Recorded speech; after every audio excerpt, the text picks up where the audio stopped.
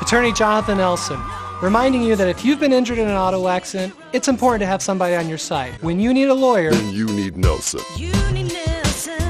On October 13th today, approximately 1.1 million residents across the northern Gaza Strip were ordered to evacuate south. Stress and panic ensued as many in the Strip were awoken by the evacuation order, while others, such as hospital patients, can't be moved due to their current conditions. Nabal Farsak, spokesperson for the Palestinian Red Crescent in Gaza City, stated that, "Forget about food, forget about electricity. Forget about fuel. The only concern now is just if you'll make it, if you're going to live." She also added her despair that there is no possible way for so many people to be safely evacuated. Officers with the UN Palestinian Refugee Agency have stated that there are far too many people to evacuate on such a short notice. Hamas, however, have asked for Palestinians to stay in their homes, despite the evacuation orders. According to reports, Hamas's Authority for Refugee Affairs have asked residents to stay and remain steadfast, claiming that it was simply disgusting psychological war waged by the occupation. Unknown as to whether or not Hamas influenced the decision, the UNRWA,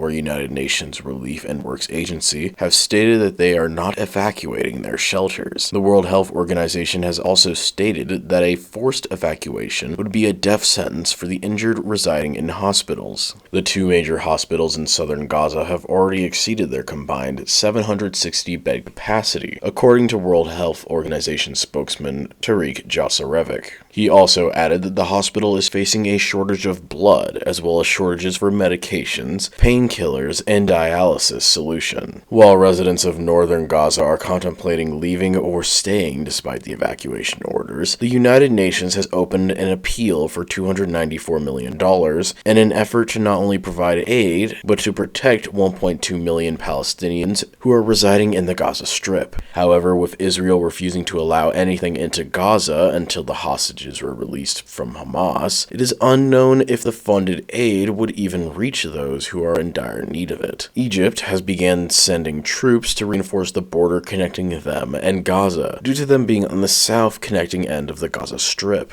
However, the Egyptian security official who reported this was also stated that they were not authorized to brief reporters. Hamas has also come out to claim that Israel's airstrikes allegedly killed 13 of the hostages. They stated that those who allegedly died during the bombing included foreigners, but did not give information on the foreigners' nationalities. However, the deaths of those 13 have yet to be confirmed by Israel or anyone other than Hamas. Israeli military spokesperson Rear Admiral Daniel Haggard denied these claims, stating that, "We have our own information and do not believe the lies of Hamas." There's also tension from Lebanon, specifically due to Lebanese militant group Hezbollah taking actions against Israel. On October 8th, it was reported that Hezbollah attacked Israeli positions in Golan Heights. On October 11th, it was reported that Hezbollah fired missiles at an Israeli military position at Aram Shah. In response, Lebanese caretaker Prime Minister Najib Mikati urged Hezbollah to avoid inciting conflict with Israel. Mikati stated that, "Lebanon is in the eye of the storm, and what is happening along our southern border leaves us deeply worried." Officials with the Israeli military have also stated that ground troops began operating in the Gaza Strip today as well. Officials also stated that the troops entering Gaza are there in order to battle militants, destroy weapons, and search for evidence about the missing hostages being held